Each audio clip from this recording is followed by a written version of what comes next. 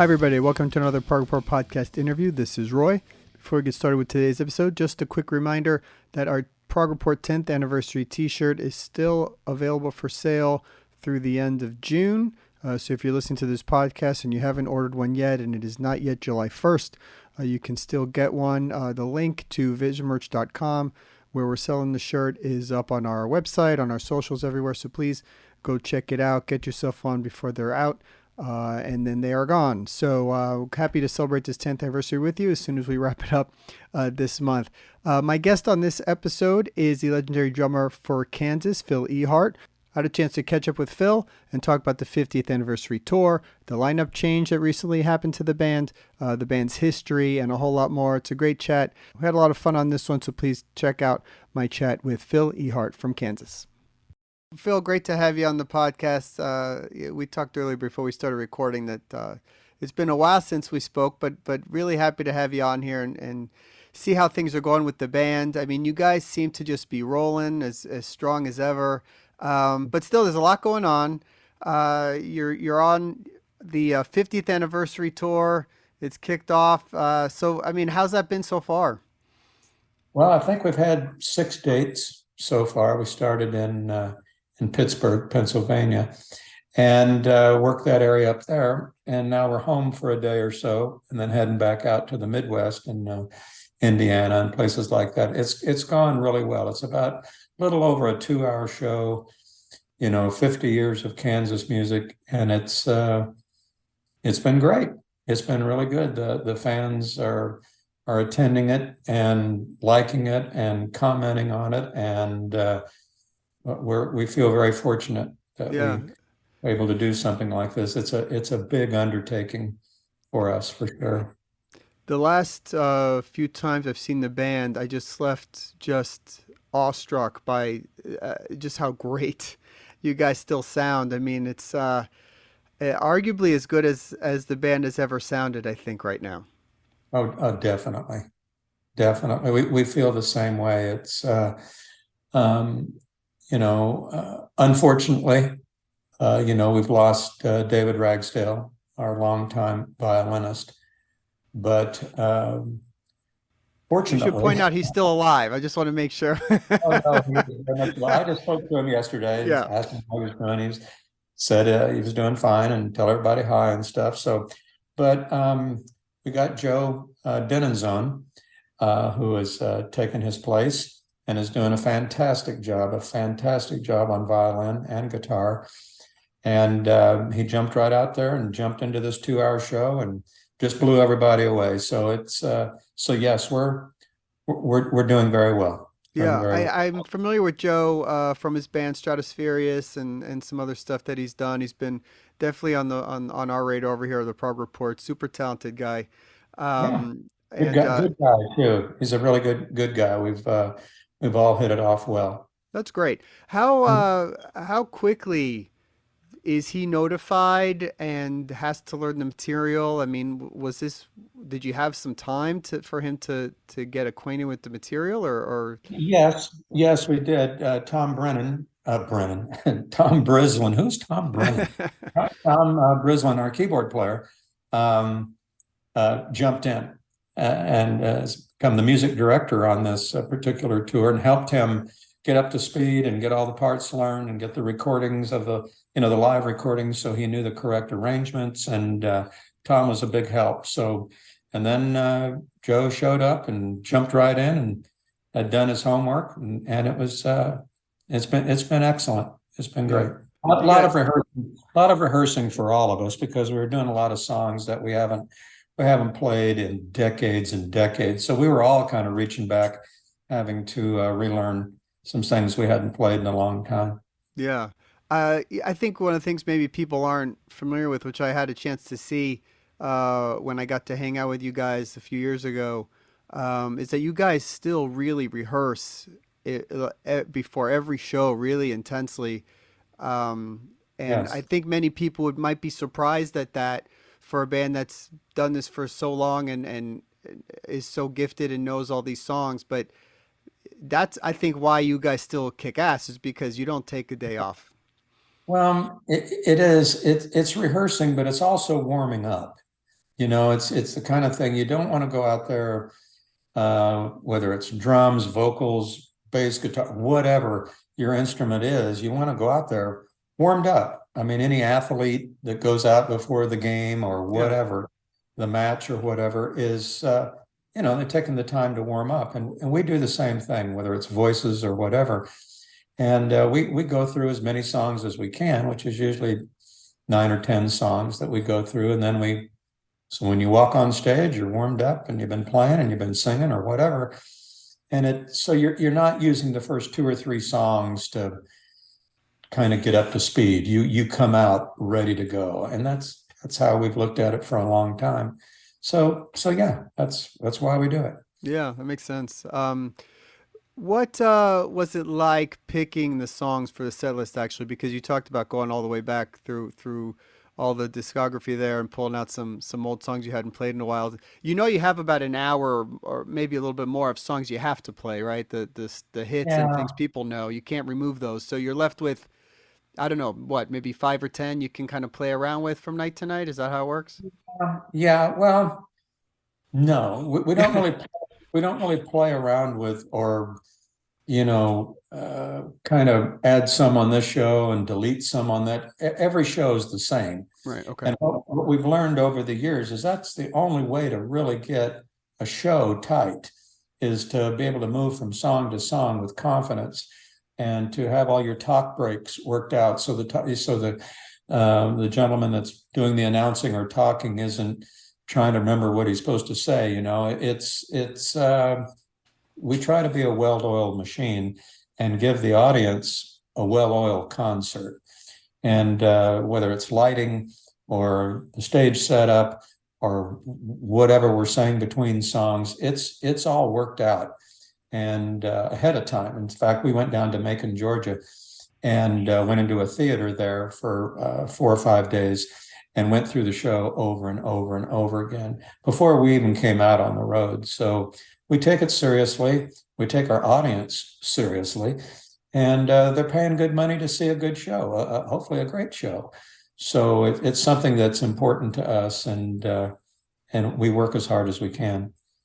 When you're picking some of the tracks, is it you that says I think we should play these that we hadn't played in a while, or does everybody throw a song into the ring there to see? No, How does that get chosen? no, there's no ring. Nobody's caught in any songs. I put the song list together as I have for many, many years. And of course, I'll call Rich ahead of time, Rich Williams, and say, hey, man, what do you think of this? And he'll look at it and he'll make a suggestion or, yeah, this looks great, whatever. So when we go in to lay it out in front of everybody, it's something. And sometimes people will have a better suggestion. This song would work better than that song. And okay, great. So, but the majority of the set list is put together by me and then approved through Richard, as we've been doing for many, many years. Yeah. And then we lay out to the guys, and then it's open if they have any comments, which they usually don't, and we go from there. So that's how it happens. Yeah, it seems to be working. I want to talk about the new compilation that came out a little while ago, earlier this year, I think, Another Fork in the Road. Our good friend Jeff Wagner, who has been on our podcast before, and helped you guys kind of putting this together, and it's on Inside Out. Talk about this undertaking of going back through all the albums and demos and photos and putting this thing together. Well, it was easy for us for once because Thomas Faber and also Jeff were very helpful because they came to me with the idea, and it was the kind of thing I talked to Rich about it, and I said, I don't know about you, but I'm too far on the inside to try to pick. I said, both Jeff and Thomas are both fans. They're fans of the band.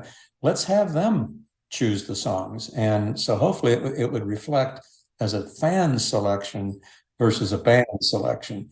And they just did a tremendous job. We changed one song. I mean, they all the songs they picked and they sent to us, Rich and I were going, this is great. This is great. You guys have nailed it. We'd like to change one. So they changed one. And that was it. Yeah. That was it. And so we were very pleased. They did all the artwork, which we approved, of course, but that's the easy part is approving it. It's putting it together and making all the selections. And they did a great job. We're very proud of that, of that, I guess compilation is what you'd Yeah. call it. And it's turned out great for us. So Yeah, it's really nice. The liner notes in there are really cool. A lot of cool yeah. photos. The album cover is really cool too. It's Oh kind of yeah, old that's school. I love unlike that. anything we've ever had, and everybody was very pleased. So they couldn't have done a better job. They Yeah. really did a bang up job on really making the product. They made it. They made it happen. Plus, they had to go license all those tracks and get them from the other record companies, which wasn't always easy to do. And and they put it all together, and we've just been really proud of it. Yeah, so that's another fork in the road. It's out everywhere, Amazon. You can also stream it, all that. So definitely check that out. It's out now.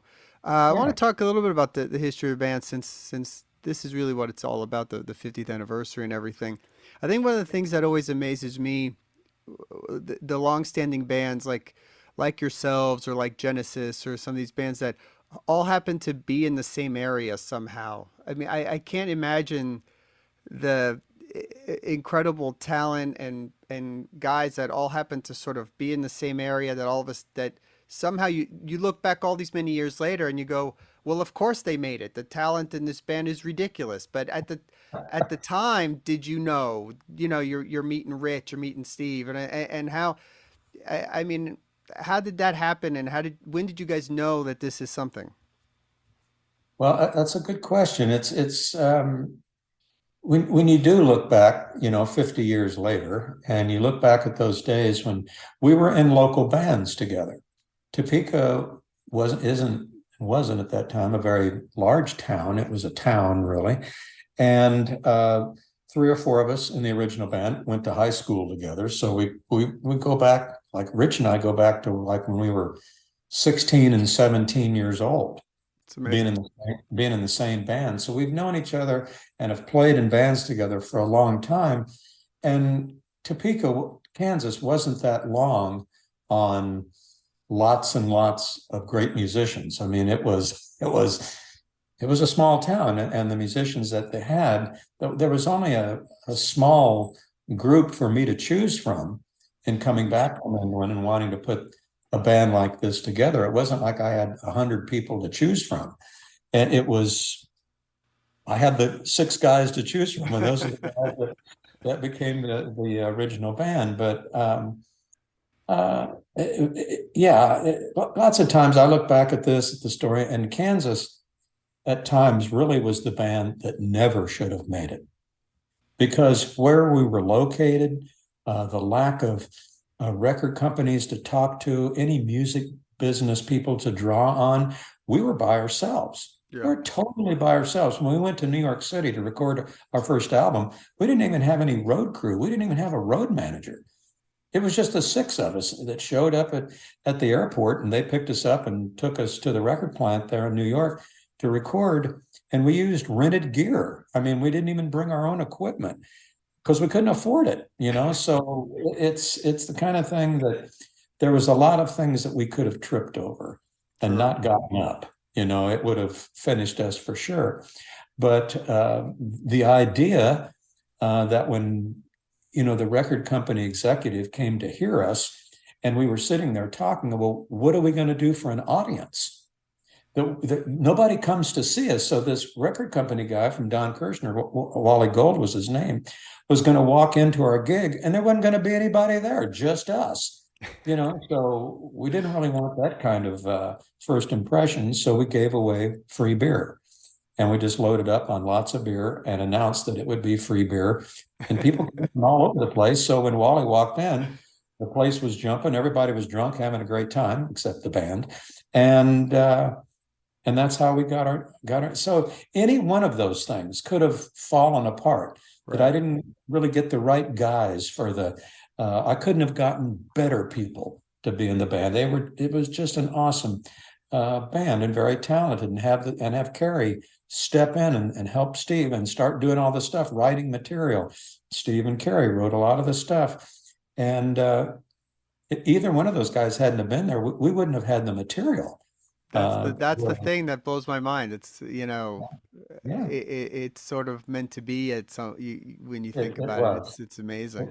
Yeah, and has continued, so any one of those things could have kept the band from succeeding or even being signed or whatever. But that's how I look back at it. It was the band that really shouldn't have been, but we Yeah. were very fortunate that certain things fell into place. And I'm sure that happens to other bands too, that have a career, look back and look at the things that all fell into place that helped them succeed too. So and we're still here today. So that's a lot of good fortune also. A lot of Yeah. good. I mean, once you guys make it, you have the big hits, Left Overture and Point of No Return, and you guys are just selling millions of records and all that. Mhm. Um, how did then the focus shift for you guys at all in terms of, okay, now people know who we are, we have hits and record sales and all of that. How do we keep this up, right? I mean, how did that change for the band versus, when you're starting, it's one view and one approach you take, and then all of a sudden now, what do we do now? Now we're famous. How do we keep this going? I mean, how did that shift for you guys? Well, there's a lot of things that caused the shift to happen. One was money. Okay, for many years, the guys in Kansas lived on $1 a day. Each guy got $1 a day.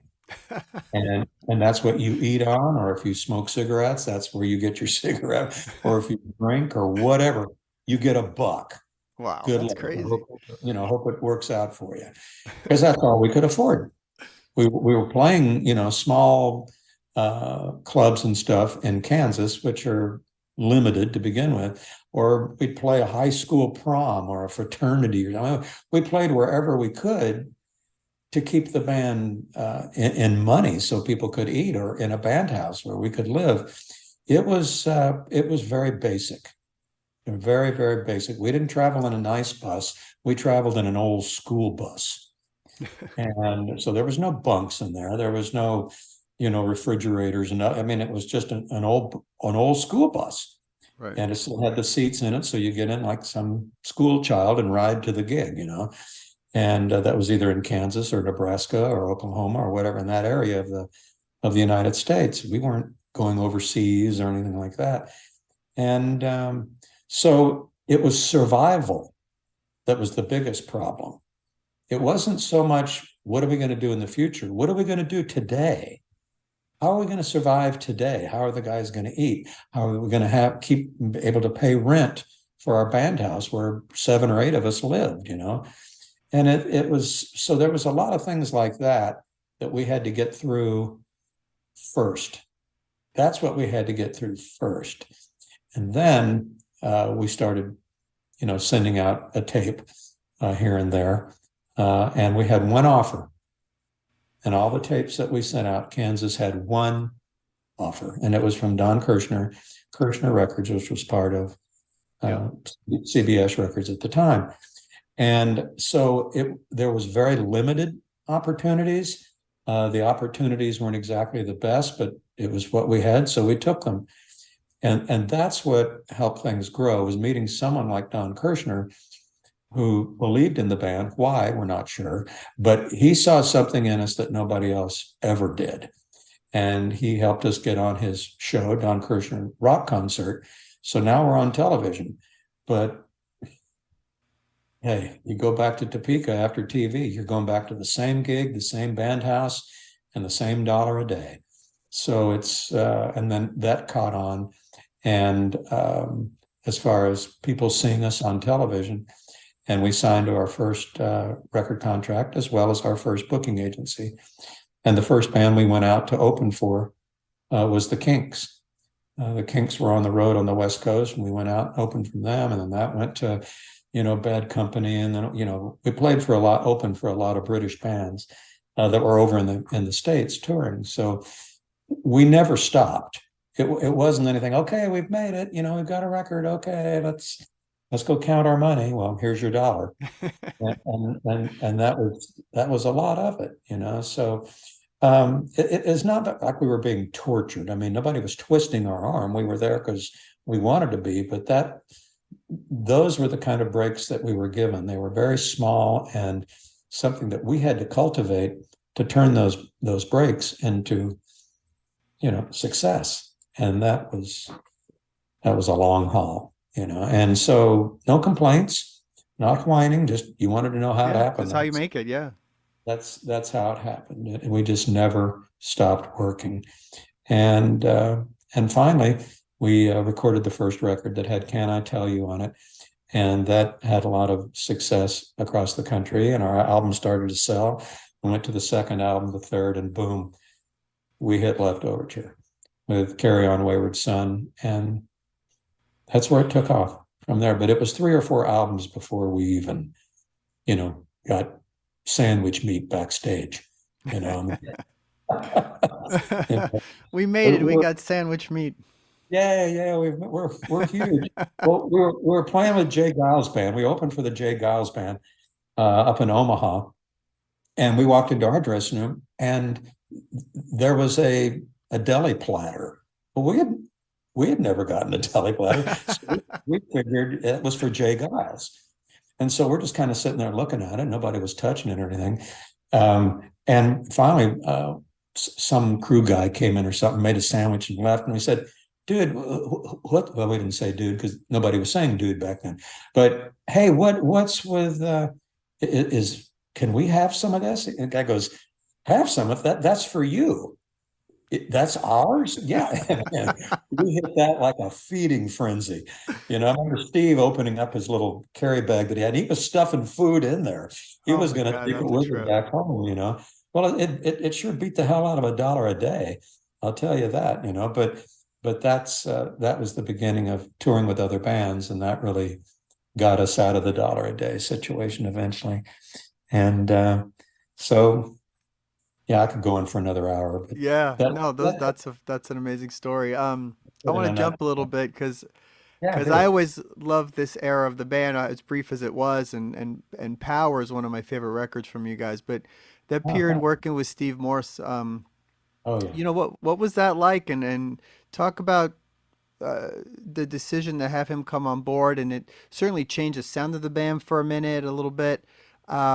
But that's a great record, and it did find some success. So I just curious about working with Steve and how that happened. Yeah, we did 2 albums with him. We did Power. We also did In the Spirit of Things. And it was the kind of thing that I ran into Steve at a Honey Drippers, a Robert Plant concert in Atlanta. And we were looking for a guitar player, and he had heard that. And he came up, and we knew Steve from the Dixie Dregs Sure. because the Dregs had opened for us for a lot. And Steve lived in the area, so he was kind of a local boy for us. But he said, I hear you're looking for a guitar player. And I said, yeah, we are. Then he goes, well, I'd like to audition for the band.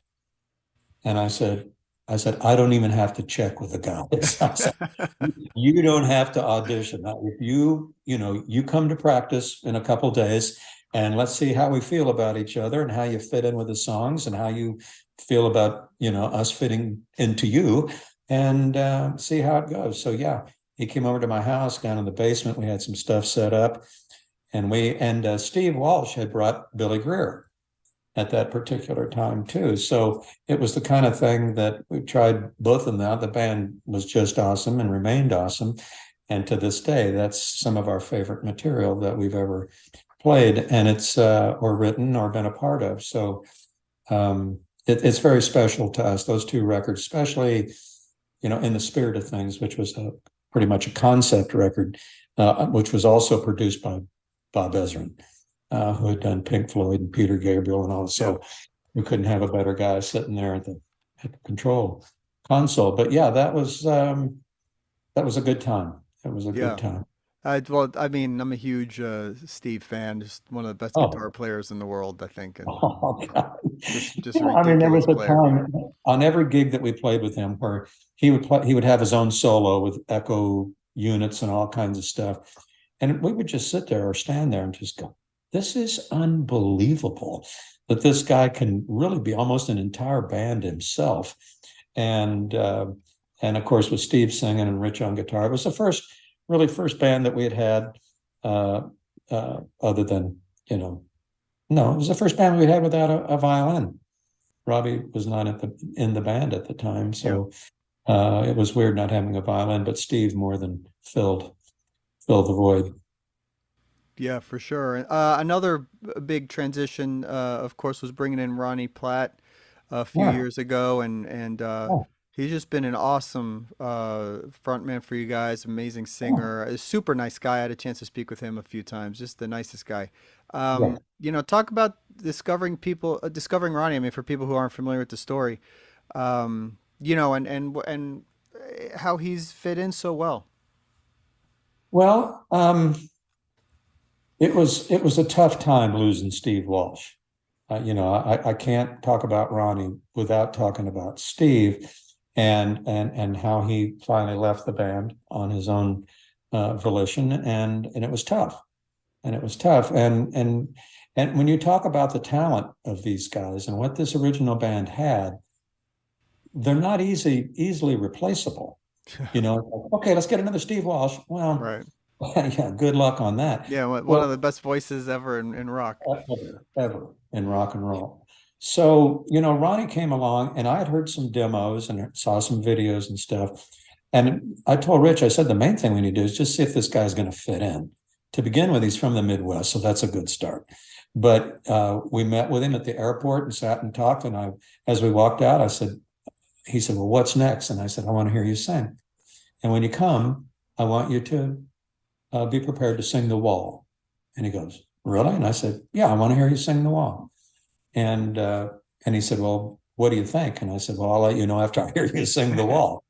And he did a great job, and he's continued to do a great job. And we're very, very fortunate to find someone like him who fits in so well and is such a band guy and such a great voice and such a hard worker. He's a very, very hard worker. So it was a shifting of gears. He never came up to me and said, I'm going to sing just like Steve Walsh. Well, he's not that dumb. He knows that he has a very good voice. Steve had a very good voice, but they were different voices.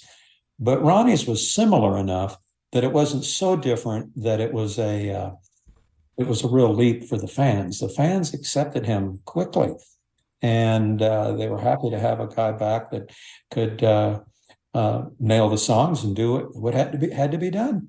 And he did it, and he's still doing it. He's still doing a great job. So yeah, that's how it happened. Yeah, he's been great, and it is true. I mean, you don't see a lot of pushback from the fans, at least that I've seen from the replacing of people in and Sure. out of the lineup over the years, because I think you guys have found a way still to remain true to what Kansas is, and I think people get that, and they're happy to see the band play in whatever Yeah, form. So yeah, I agree. Thanks. yeah. I agree.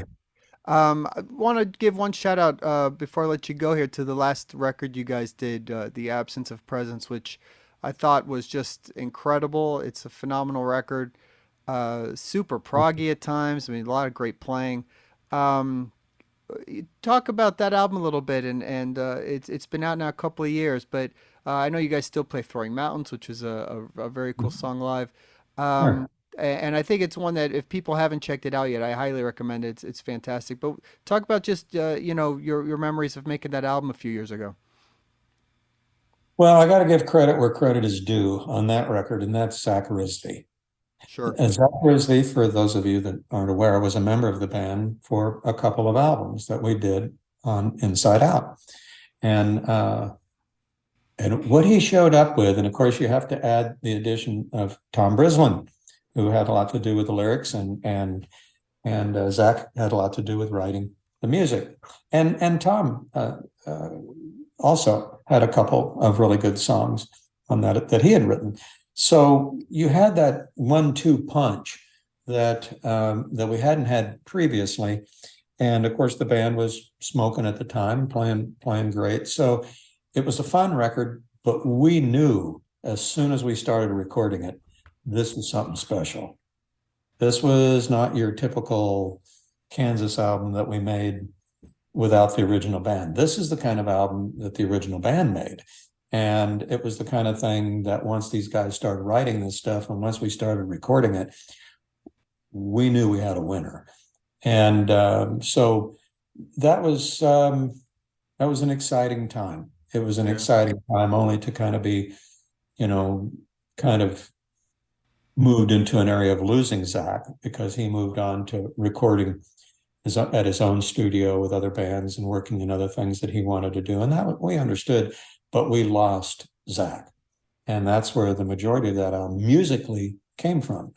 And so it had, it has a real positive ring, but it was kind of melancholy on the backside because we didn't get to move on to another. And doesn't mean we won't maybe someday record another record, but that was one hell of a record. I agree. Yeah, And it one really hell of an was. album cover. One hell of an album cover. And I'll just leave the album cover at that. That's a good But, place for us to stop here.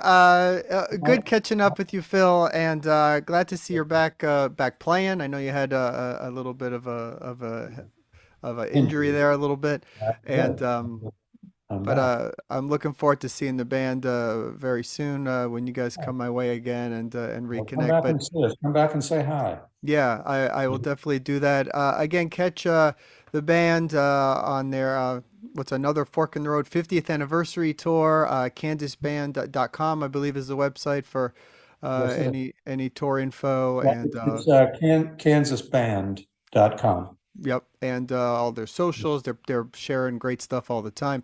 Phil, Sure. be well, my friend, and I'll talk to you soon. Okay, Roy, thanks again, man. All Appreciate right, it. See you. buddy. Bye. Bye.